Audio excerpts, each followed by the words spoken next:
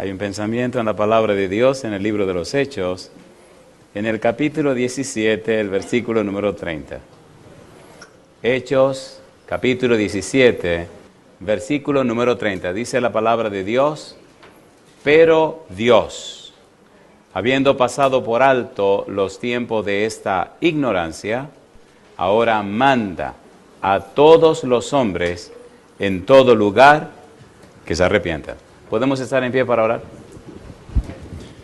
Querido Padre Celestial, gracias por estar con nosotros en esta hora y gracias por la presencia y la compañía de los ángeles en nuestro medio. Gracias, Dios, por la bendición de su Espíritu entre nosotros. Pero, Padre, agradecemos por los amigos y amigas que nos acompañan, pero también por los hermanos y hermanas presentes. Damos gracias y loor a su nombre por aquellos y aquellas que nos siguen a través de la radio, la internet o la televisión. Que ellos y ellas sean bendecidos también en forma abundante. Y ahora, Dios, le rogamos que el Espíritu Santo nos traiga palabra de vida para la vida eterna. Que recibamos, Señor, la palabra de Jehová que vive y permanece para siempre. Dios, lo pedimos en el nombre de Jesús. Amén, Señor. Amén. Estamos trabajando con la serie Transformados por su Espíritu. Y hemos repetido cada noche que la base, la clave, el centro, el eje de la serie es la palabra arrepentimiento.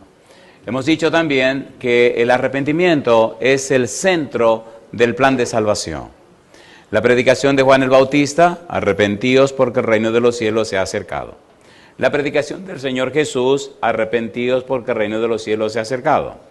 La predicación de Pedro: arrepentíos y bautícese cada uno de vosotros en el nombre de Jesucristo para perdón de los pecados y recibiréis el don del Espíritu Santo. El mensaje de Pablo: Dios manda a todos los hombres en todo lugar que se arrepientan.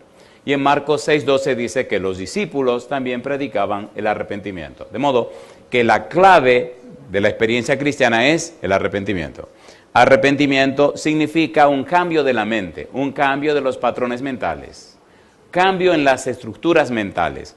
En realidad, el arrepentimiento es un milagro de Dios, porque la carne no puede heredar el reino de los cielos, porque Romanos 8:7, los designios de la carne no se sujetan a la ley de Dios, ni tampoco pueden. Sin embargo, en la palabra de Dios, 1 de Pedro 1:23, por la palabra de Dios recibimos una simiente incorruptible, y es en la palabra de Dios que recibimos el conocimiento de la persona de Jesús. Al recibir esa simiente incorruptible, 1 de Juan capítulo 3 versículo 9, esa simiente incorruptible no peca ni puede pecar. De modo que los cristianos tienen una simiente que heredaron de sus padres, corruptible, que no se arregla, y una simiente incorruptible que reciben de Cristo Jesús, que viene de lo alto, que no puede pecar. El cristiano entonces decide cuál de las dos simientes alimenta, o la que viene de los padres, o la que recibe de Jesús. Por tal razón, el arrepentimiento es un nuevo comienzo. Por eso dice a Pablo en 2 Corintios 5:17, de modo que si alguno está en Cristo, nueva criatura es, las cosas viejas pasaron y aquí todas son hechas nuevas. Jesús le dice a Nicodemo: tiene que nacer de agua y del Espíritu, porque el que no nace de agua y del Espíritu no puede entrar en el reino de los cielos. Se habla de un nuevo nacimiento, de un renacimiento. Ahora se nace a la vida espiritual. Nacimos de nuestros padres con toda la tendencia al pecado y ahora recibimos una nueva simiente del cielo. Pablo dice, 1 Corintios 15:22, en Adán todos mueren, mas en Cristo todos son vivificados. Y desde el versículo 45 en adelante, Pablo explica cómo nos parecemos a aquel que pertenecemos. Porque los que están en Adán se parecen a Adán, pero los que están en Cristo reflejan a Cristo. Es interesante cómo se hace el contraste, de manera que si usted es cristiano, se supone, se espera y debe ser que usted es una persona nacida de nuevo, una persona arrepentida, una persona convertida. Si usted es cristiano y no es convertido, bueno, resuelva ese problema, porque se espera, se supone que si usted es un cristiano, es una persona arrepentida, nacida de nuevo. El apóstol Pablo que el que está ahora y con quien estamos trabajando, nos explica el valor del arrepentimiento, no solo en su teología, sino en su experiencia personal. Hemos dicho que Pablo establece y acepta a Cristo como su Señor. Ya leímos Filipenses capítulo 2, donde Pablo dice que Cristo tiene un nombre que es sobre todo nombre. Significa que él acepta a Cristo como Señor. Hemos dicho también que Pablo parte del Salmo 110, versículo 1, donde dice, Jehová dijo a mi Señor, siéntate a mi diestra hasta que ponga a tus enemigos por estrado de tus pies. Pablo establece toda una teología en ese pasaje, donde Cristo es Señor, reconocido por Dios. Ya hemos dicho, San Mateo 22, 51 y 56, que Cristo pregunta de quién es el Hijo del Cristo, y le responden, de David. Y entonces Cristo pregunta, ¿y cómo David en el Espíritu le dice, el Señor dijo a mi Señor, siéntate a mi diestra hasta que ponga a tus enemigos por estrado de tus pies? Si es su Hijo, ¿por qué le llama Señor? Y entonces no lo pudieron contestar. Tomando en cuenta ese pasaje, descubrimos en la Biblia que Dios tiene 7 enemigos. Número 1, la maldad. Número 2, el pecado. Número 3, el diablo y sus demonios. Número 4, la muerte. Número 5, los reyes y príncipes, Salmo capítulo 2, que no quieren sujetarse a Dios ni a su ungido.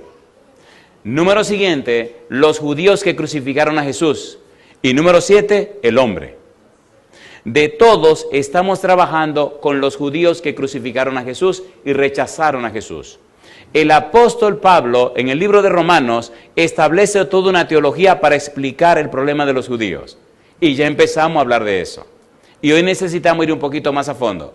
Nos tomaremos toda la semana analizando y estudiando cómo Dios, en su misericordia, cómo Dios, en su amor, cómo Dios, en su bondad, cómo Dios, en su gracia, intentó, buscó e hizo todo lo posible para que el pueblo de Israel se arrepintiera aceptando al Mesías, Cristo Jesús. Notaremos que siendo Pablo un judío, escribe también para la gente de su clase. Inclusive, notaremos cómo él dice, si yo pudiera dar mi vida para que ellos se salvaran, yo la daría. El mismo sentir que tenía Moisés cuando el pueblo pecó. Pero ya llegaremos ahí en un momento.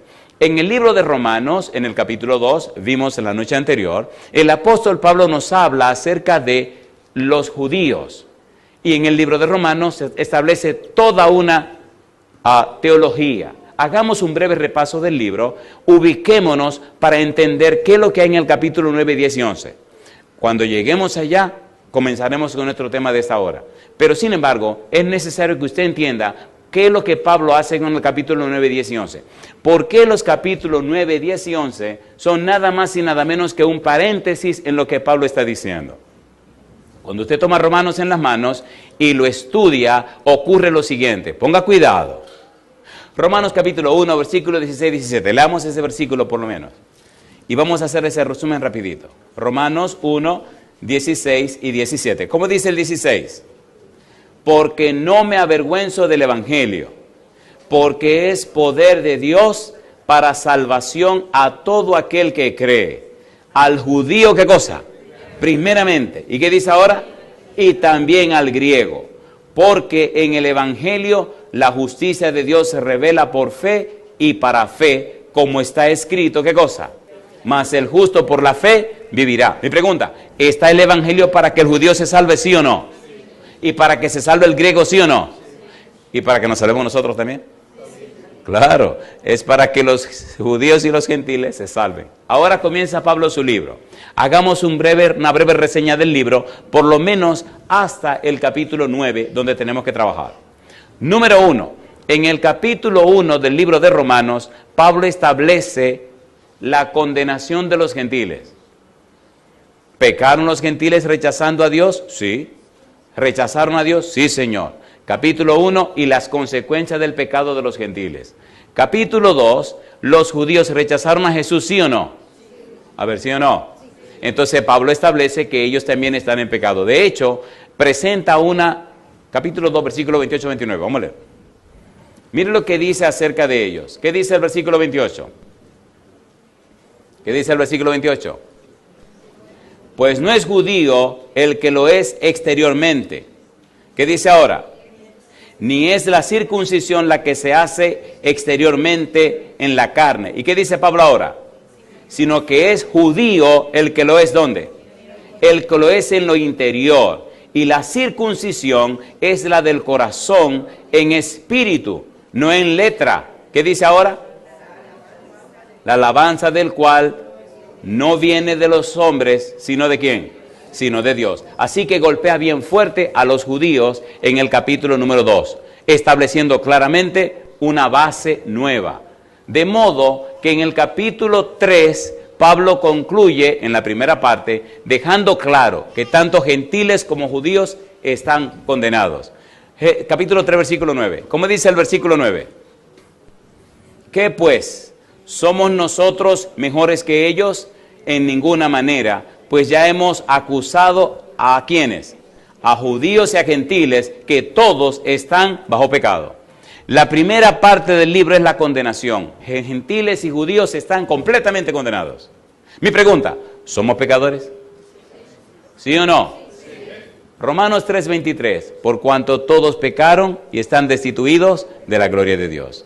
Número 1, todos son pecadores. Capítulo 1 y 2, primera parte del capítulo 3. En el capítulo 3, versículo 21, Pablo dice la segunda parte de su libro, la justificación. Aunque somos pecadores, aunque estamos bajo condenación, Dios manifestó su justicia en Cristo Jesús. Ahora usted puede ser perdonado, justificado, reconciliado con Dios en Cristo Jesús. ¿Es así o no es así? ¿Es así o no es así? Y establece claramente 3 metáforas para hacernos entender que judicialmente, en asunto de esclavitud y en asunto del santuario, nosotros estamos reconciliados con Dios. En el capítulo 3, versículo 21 al 26, habla de 3 metáforas. Número 1, nos habla de justificados, una metáfora de los tribunales. Justificado significa declarado justo. Número 2, redención, una figura del mercado de esclavos. Y número 3, propiciación o expiación, una figura del santuario. Y más adelante vamos a encontrar en el capítulo 5 la palabra reconciliación, pero eso viene más tarde. ¿Qué estamos diciendo? Dios ganó, compró el derecho con la sangre de Cristo de perdonar tus pecados. Ahora tú puedes ser reconciliado con Dios en Cristo Jesús, sea judío o sea gentil. En Cristo alcanzamos salvación y vida eterna. ¿Tiene sentido o no tiene sentido? Número 1, todos estamos condenados porque somos pecadores, pero todos podemos ser reconciliados con Dios en Cristo Jesús. Número 3, entonces, dentro de la justificación, Pablo establece y presenta 2 pilares que recibieron toda su salvación por la fe. En el capítulo 4 habla de Abraham y habla de David. Y ellos recibieron la bendición por la fe, de manera que somos justificados por la fe. No porque somos buenos, sino por la fe en lo que Dios proveyó. Y quien Dios proveyó es Cristo Jesús. ¿Tiene sentido o no tiene sentido? ¿Tiene sentido o no tiene sentido? En el capítulo 5, Pablo dice, miren, nosotros somos débiles, somos impíos, somos pecadores y somos enemigos de Dios. Así que usted, como es débil, no tiene poder para salvarse usted mismo. Como es impío, no siente ni siquiera la inclinación por las cosas buenas. Como es un pecador, le falló al blanco, no atinó, no hizo lo que Dios quiere en sus lecciones y sus enseñanzas. Y usted es enemigo de Dios porque usted se coloca exactamente en el bando opuesto de Dios. Y yo le hago una pregunta, ¿es verdad o no es verdad? ¿Es verdad o no es verdad? ¿Sí o no? Y en el capítulo 5 establece Pablo también 4 formas de pecados. Número 1, somos pecadores porque fallamos al blanco de lo que Dios quiere. Número 2, somos pecadores porque nos pasamos de la parada. Número 3, somos pecadores porque pisamos en falso. Y número 4, somos pecadores porque desobedecemos a Dios, no escuchamos la voz de Dios, no aceptamos lo que Dios dice. Está poniendo claramente las bases para dejarnos entender que la justificación es por la gracia de Dios, por la misericordia de Dios, por la bondad de Dios, no porque usted sea bueno. ¿Se entiende o no se entiende? Entonces está poniendo la base bien clara para que la gloria sea de Dios y no de los hombres. El capítulo 6, 7 y 8, Pablo lo que hace es un análisis serio para enseñarnos la certeza, la seguridad de la salvación. La salvación no es una lotería. La salvación no es saber si tú te la sacas. La salvación fue pagada, comprada, asegurada en Cristo Jesús. ¿Qué dice Romanos capítulo 5, versículo 1? ¿Cómo dice? Justificados pues por la fe, tenemos paz para con Dios por medio de nuestro Señor Jesucristo. ¿Qué tenemos para con Dios? Paz. ¿Por qué tenemos paz para con Dios? Porque hemos sido declarados justos por Cristo Jesús. Justificados pues por la fe, tenemos paz para con Dios. Nos hemos reconciliado con Dios. No solamente en forma legal, justificación, no solamente en asunto de trato de esclavo, redención, no solamente en asunto del santuario, propiciación, pero también en asunto familiar, reconciliación. Volvemos a ser otra vez hijos e hijas del Dios Altísimo. ¿Sí o no? ¿Sí o no? ¿Sí o no? Volvemos a tener derecho de vivir en la casa de nuestro Padre. Yo digo, alabado sea el nombre de Dios. ¿Se entiende o no se entiende eso? Es más que el simple hecho de que te introduzcan en el cielo. Es más que el simple hecho de que seas miembro de una iglesia, compadre. Es volver a la casa de tu papá. Por eso dice que el Espíritu clamamos, Abba, Padre. ¿Clamamos qué cosa? Abba, Padre. Una relación tan íntima y profunda con Dios que lo reconocemos como nuestro papacito, nuestro papito, nuestro papá amado. Si usted es un cristiano, necesita vivir esa experiencia con Dios. Usted no es miembro de un club. Usted es miembro de la familia de Dios. Por eso Cristo dice, cuando ustedes oren, digan, Padre nuestro que estás en los cielos. ¿No dijo, lo dijo Jesús o no lo dijo? A ver, ¿lo dijo o no lo dijo? ¿Nos ama Dios? ¿Sí o no? Mire la cruz. ¿Qué dice Juan 3:16? Porque de tal manera, ¿cómo dice Juan 3:16? Porque de tal manera, ¿cómo dice Juan 3:16? Porque de tal manera, ¿cómo que dice? Porque de tal manera, ¿cómo que dice? Porque de tal manera. Si usted no entiende porque de tal manera, lo otro no tiene tanto sentido. Póngase a pensar, ¿cómo es que Dios me amó a mí y aceptó que Cristo pasara lo que pasó? ¿Se entiende ahora? ¿Se entiende o no se entiende? ¿Se entiende o no se entiende? ¿Es Dios todopoderoso? ¿Y por qué no hizo nada para librar a Jesús? ¿Se lo gritó Jesús en Getsemaní? ¿Sí o no? ¿Gritó en la cruz? ¿Sí o no? ¿Lo maltrataron o no lo maltrataron? ¿Lo golpearon o no lo golpearon? ¿Sí o no? ¿Y por qué Dios no hizo nada? Porque de tal manera, alabado sea el nombre de Dios. Entonces sacúdase, si usted es un cristiano, entienda quién es usted. Usted es una persona demasiado valiosa para Dios. Romanos 8:32, el que no escatimó ni aún a su propio Hijo, sino que lo entregó por todos nosotros, ¿cómo no nos dará juntamente con Él todas las cosas? Levante la cabeza, por favor. ¿Se entiende o no se entiende? ¿Se entiende o no se entiende? Y es lo que Pablo quiere hacernos entender. ¿Cómo es posible vivir de la manera que vivimos? Siendo lo que somos y lo que se pagó por nosotros. ¿Cuánta vaca pagaron por usted, señora?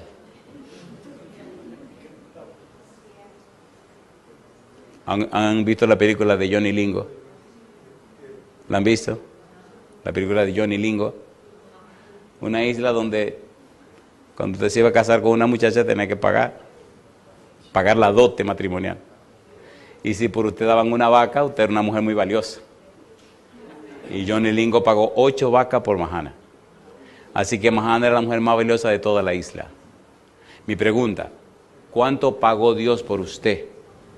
La sangre preciosa de su Hijo Jesucristo. ¿Usted es valioso o no es valioso? Entonces levante la cabeza. Capítulos 6, 7 y 8. Pablo nos asegura, nos presenta la certeza y la seguridad de la salvación. En el capítulo 8, versículo 1, ¿cómo dice? Ninguna condenación hay, ¿para quiénes? para los que están en Cristo Jesús, los que no andan conforme a la carne, sino conforme al Espíritu. En conclusión, Pablo nos presenta la condenación, la justificación y ahora la certeza de la salvación. Y entonces hace un paréntesis. Y ahí es donde tenemos que trabajar. ¿Estamos listos? Capítulo 9, capítulo 10 y capítulo 11 abre un paréntesis. La palabra clave de este paréntesis es la palabra misericordia. Pero el paréntesis se abre, y Pablo lo hace, para tratar el caso de los judíos. El caso de la nación judía a la que él pertenece. Pienso que estamos listos para entrar en el estudio. ¿Estamos listos? ¿Seguro que estamos listos? Déjeme hacer una pregunta, un par de preguntas. Pregunta número 1. ¿Es verdad que judíos y gentiles somos pecadores, sí o no? Sí. ¿Es verdad que estamos bajo condenación, sí o no? Sí. Número 2. ¿Es verdad que Cristo vino a la tierra para mostrar la justicia de Dios? ¿Murió Cristo por los pecadores? ¿La sangre de Cristo nos puede limpiar de todo pecado? ¿Podemos ser reconciliados con Dios a través de Cristo? ¿Sí o no? Es bueno entender el valor y el significado de la palabra justicia. La palabra justicia que aparece en Romanos no es la palabra justicia que viene de los griegos. Es la palabra justicia que viene de Dios. Cuando usted va a un tribunal y ve la figura de la justicia, ¿qué es lo que usted ve? Una mujer. ¿Cómo tiene los ojos? Vendados. ¿Qué tiene en la mano izquierda? Una balanza. ¿Y qué tiene en la mano derecha? Una espada. Esa es la imagen justicia de los griegos. Pero perdone, espérese. La Biblia no es cuestión de griego. La Biblia es la palabra de Dios. Pero la figura de justicia de los hebreos, de los judíos, la que Dios mostró, también es una mujer, pero no tiene vendas. Es una mujer, pero no tiene espada. Es una mujer, pero no tiene balanza. La muestra o la figura de la justicia judía es una mujer que con la mano izquierda se inclina a levantar a una persona que fue dañada y con la otra mano enfrenta al que le hizo daño. ¿Se acuerdan lo que hizo Dios con los egipcios? Rescató a su pueblo esclavo, ¿sí o no? Lo levantó a los esclavos. ¿Y qué hizo con la derecha? Agolpeó a los egipcios y acabó con todo el mundo, ¿sí o no? A ver, ¿sí o no? La justicia de Dios se manifestó redentiva o redentora, salvadora para el pueblo que fue dañado, pero punitiva, castigadora y destructora para el que hizo daño. ¿Es así o no es así? ¿Es así o no es así? ¿Sí o no? Con los antediluvianos, rescató Dios a Noé, a su esposa y a sus hijos. ¿Y qué hizo con el resto? Los arregló. ¿Se entiende la figura? Sodoma y Gomorra, sacó a Lot. ¿Sí o no? Sacó a Lot de las hijas de Lot. ¿Y qué hizo con Sodoma y Gomorra? La quemó. Cuando Cristo venga por segunda vez, rescatará a su pueblo, se lo llevará al cielo, y el resto que se quede, ¿qué le va a pasar? Lo va a quemar. Usted sabrá dónde va a estar, querido, o a la derecha o a la izquierda.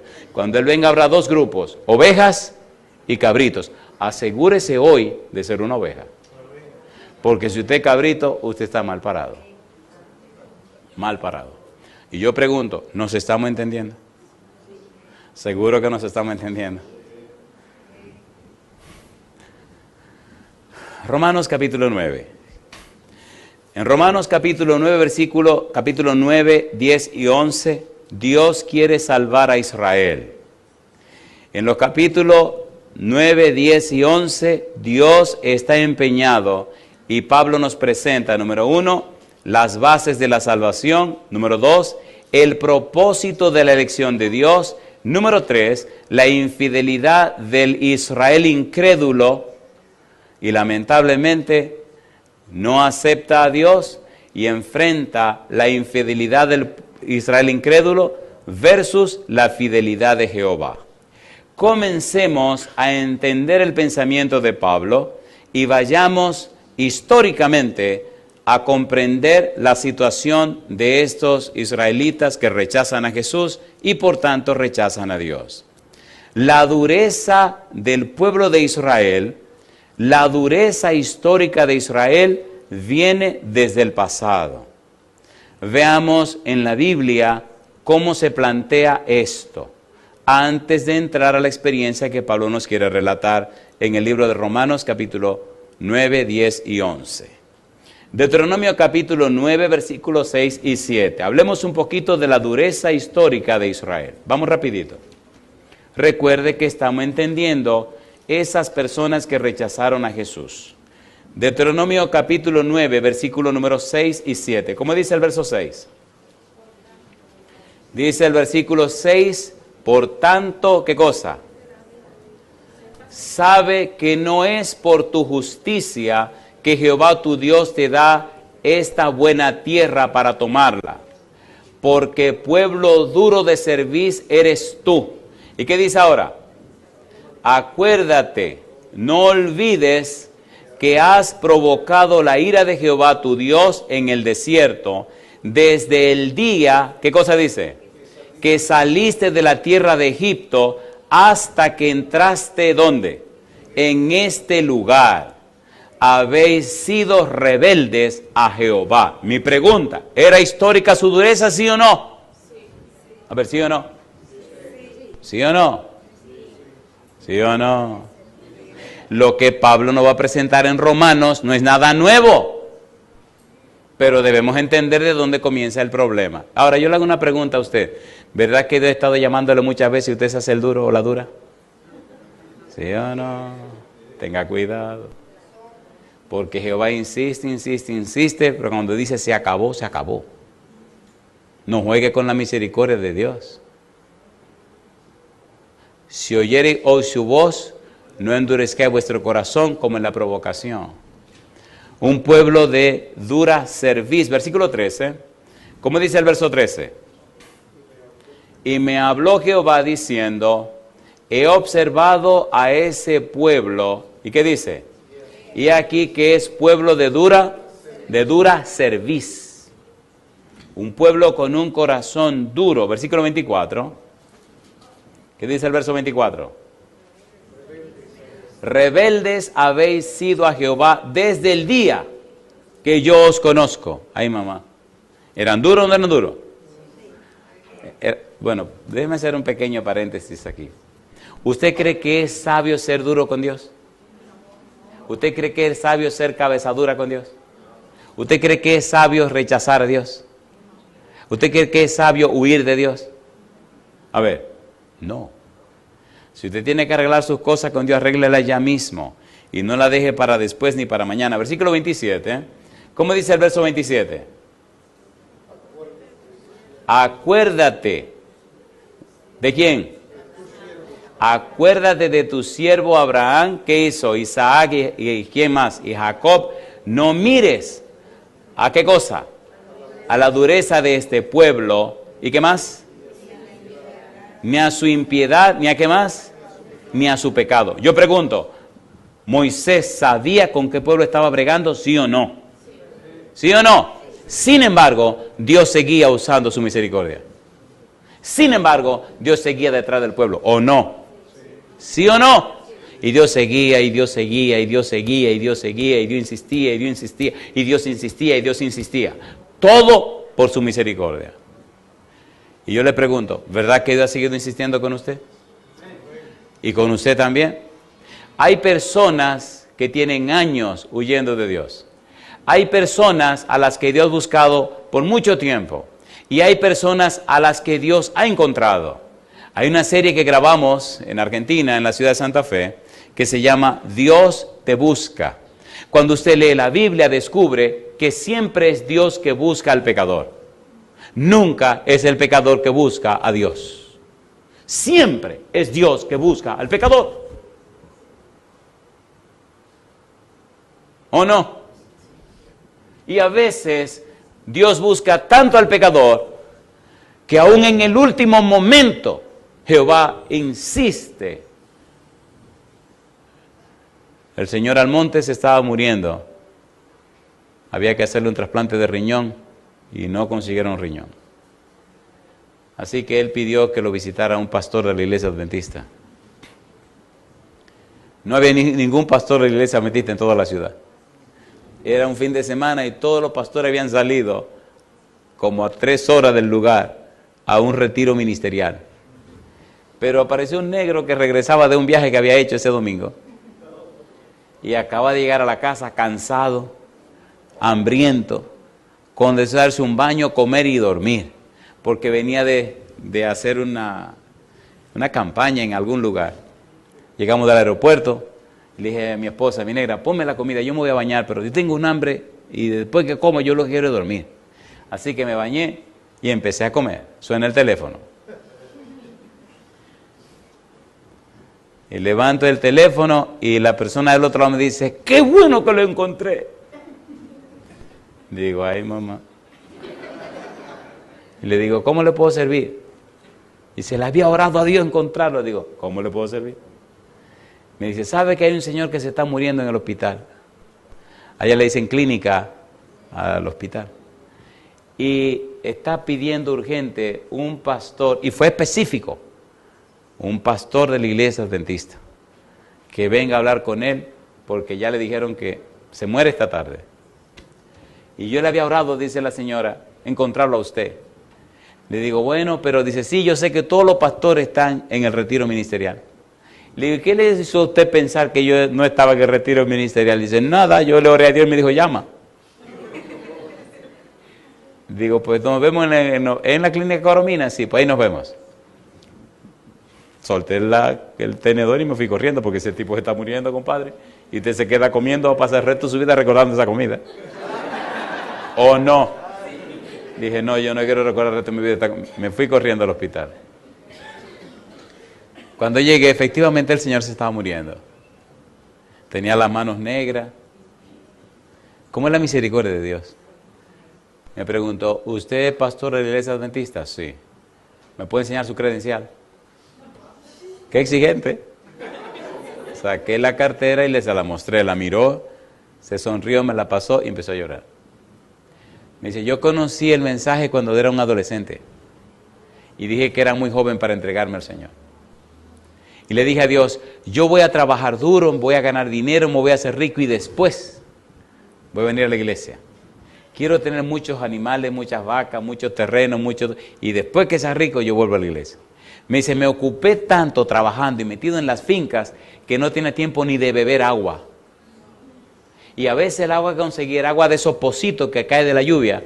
Esa agua así, y eso es lo que bebía por estar regando con los animales, porque más animales, y más finca, y los riñones se le dañaron.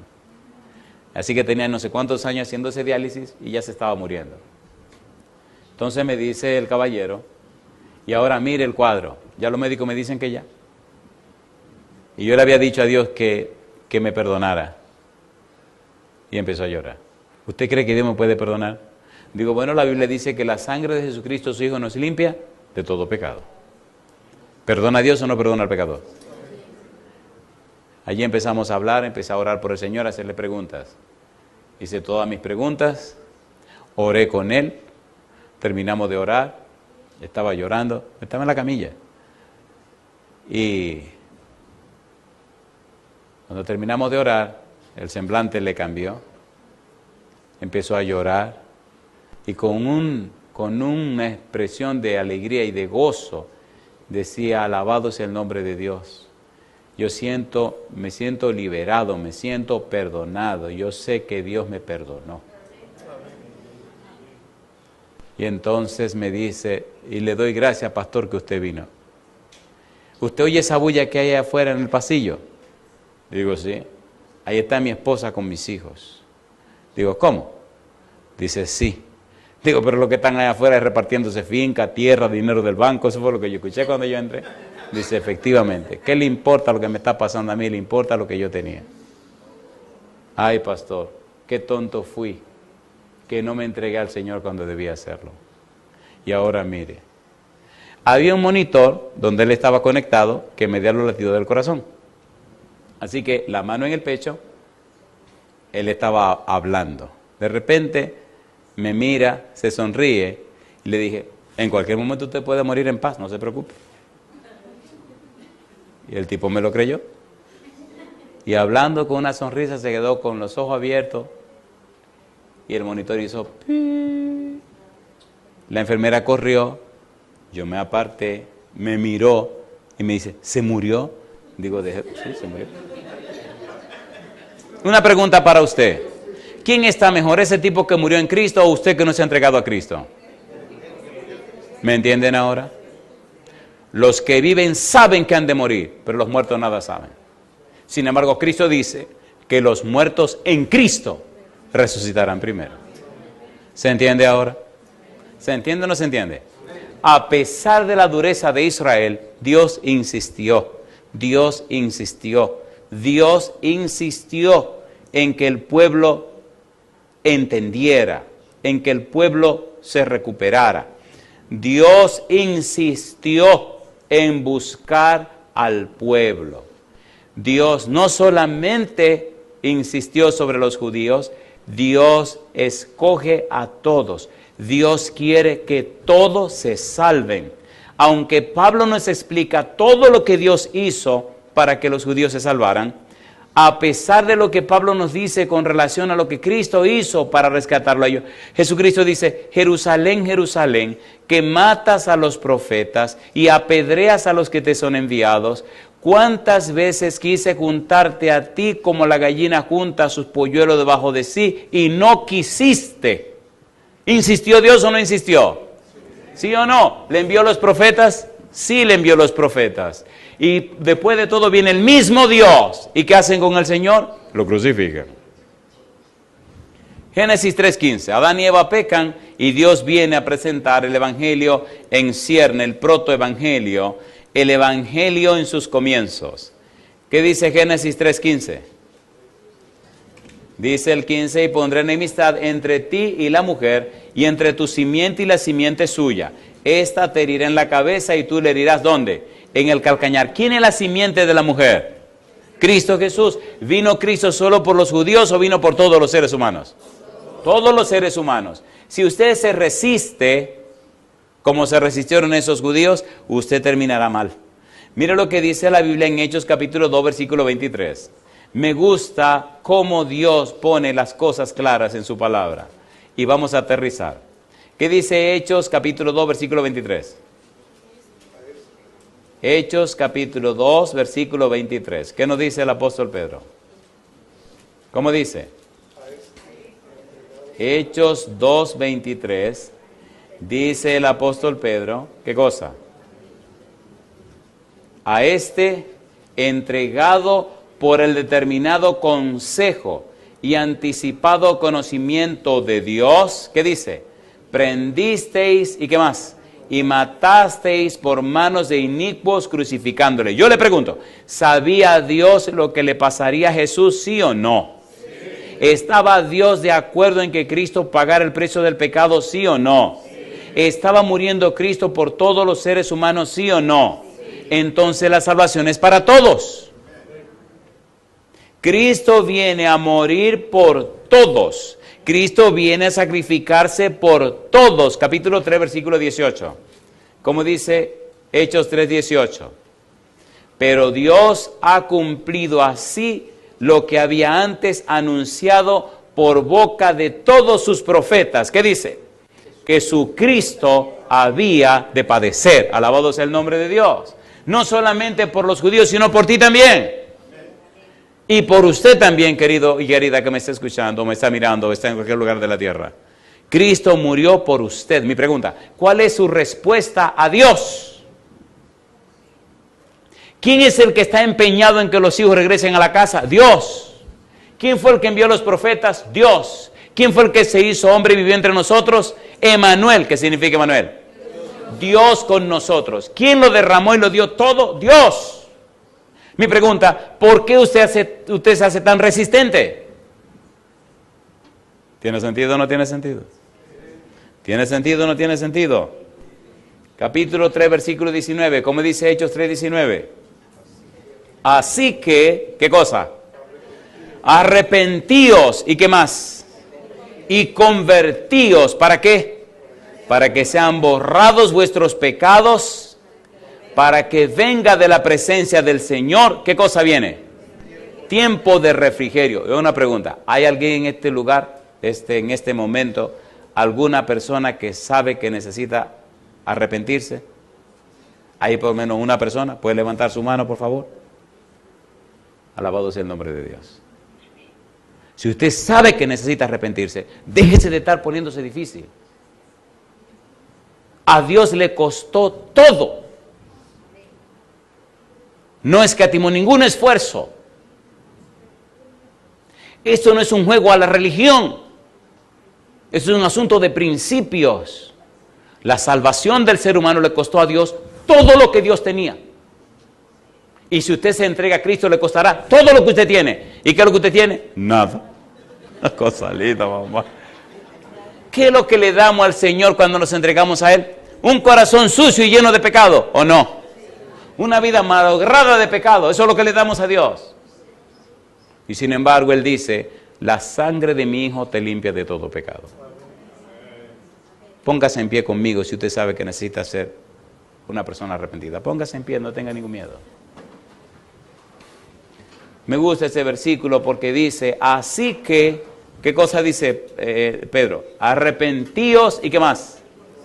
Y convertíos para que sean borrados vuestros pecados, para que vengan de la presencia del Señor. ¿Qué cosa dice? ¿Tiempo de qué? De refrigerio. Y mire ahí mismo en el capítulo 4, el versículo 27 y 28, lo que dice la Biblia. La Biblia es maravillosa.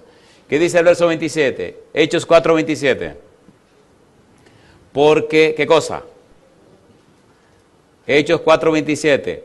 Porque verdaderamente, ¿qué dice? Se unieron en esta ciudad contra tu santo Hijo Jesús. ¿Y qué más? A quien ungiste. ¿Quiénes se unieron? Herodes y Poncio Pilato con los gentiles y el pueblo de Israel. ¿Se unieron o no se unieron? ¿Y se unieron contra Cristo, sí o no? ¿Lo sabía Dios? ¿Por qué no lo impidió? No había otra manera de salvarte a ti y salvarme a mí. La única forma de salvarnos era pagando un precio. ¿Cuál era el precio? La sangre de Cristo Jesús. Y yo le hago una pregunta a usted. Mi pregunta, ¿merece Dios que usted le ame a Él como Él le amó a usted? Ese es el punto, queridos. Eso es lo que estamos predicando. Eso es lo que queremos decir. ¿Qué dice el versículo siguiente? Capítulo 4, versículo número 28. ¿Qué dice el verso 28? Para hacer cuanto tu mano y tu consejo habían antes determinado, ¿qué cosa dice? Que sucediera. ¿Cómo? ¿Y qué tenía Dios que ver con todo eso? No había otra manera de pagar el precio del pecado que no fuera con el sacrificio de Jesús. ¿Dejó Dios que ocurriera? ¿Sí o no? Entonces te tengo buenas noticias. Tu salvación está segura y asegurada. No tienes nada que temer. Pero asegúrate de entregarte a Cristo. Y asegúrate de pertenecer a Él. ¿Verdad que nos estamos entendiendo? ¿Seguro que nos estamos entendiendo? Así que Cristo no solo benefició a los judíos, también lo benefició a usted y me benefició a mí. No mire a los seres humanos, mire a Cristo. No mire alrededor, mire para arriba. Pablo dice, puestos los ojos en Jesús, el autor y consumador ¿de qué? De la fe. Mi pregunta, entonces, ¿deberíamos entregarnos al Señor? ¿Sí o no? Sí. ¿Por qué deberíamos entregarnos al Señor? Por lo que Él hizo en nuestro favor. ¿Para qué deberíamos entregarnos al Señor? Para alcanzar salvación y vida eterna. ¿Se entiende ahora, por favor? ¿Se entiende o no se entiende? Y esa es la razón por la que tenemos que viajar por toda la tierra. La gente se pierde no porque es mala, la gente se pierde porque es débil y no sabe. Pero ya usted sabe. Si usted se pierde sabiendo. Hay un pecado en la Biblia que se llama pecado por ignorancia. Pero hay un pecado que se llama pecado por rebelión. Dice el salmista David, sus errores, ¿quién los conocerá? Líbrame de los que me son ocultos. Salmo 19, versículo 12. Y el 13 dice, mas libra a tu siervo de las soberbias, porque entonces seré libre de gran rebelión. Si usted sabe y usted entiende, entonces usted necesita entregarse al Señor Jesús. Escuche mi pregunta. Le pido cierre sus ojos. Oiga mi pregunta, oremos juntos, pero escuche mi pregunta. Si usted reconoce que necesita arrepentimiento, que necesita arreglar su vida con Dios, que usted necesita prepararse para ser bautizado o bautizada, y que su nombre esté en el libro de la Biblia, de la vida, levante su mano conmigo y oremos a nuestro Dios. Querido Padre Celestial, levantamos la mano reconociendo la necesidad de arrepentimiento, la necesidad de conversión. Ponemos en sus manos, Señor, a todos aquellos y aquellas que saben que tienen que prepararse para ser bautizados y bautizadas en algún momento de su vida. Dios, en esta hora les ruego que el Espíritu Santo descienda sobre ellos y ellas y arregle sus vidas, Señor, y prepare sus mentes y prepare su ser para que pronto sus nombres sean registrados en el libro de la vida. Que el Espíritu Santo encuentre lugar en sus corazones, en sus mentes, y que Cristo Jesús reine como su Señor, su dueño, su Salvador y su Redentor. Dios, rogamos no solo por los presentes, rogamos por aquellos y aquellas que nos siguen en cualquier lugar de la tierra a través de la radio, la internet o la televisión. Que el sacrificio de Cristo, Señor, que el regalo de Dios, que el sacrificio del cielo sea efectivo y eficaz en cada uno de nosotros y que a través de Cristo alcancemos salvación y vida eterna. Dios, lo pedimos en el nombre de Jesús. Amén, Señor.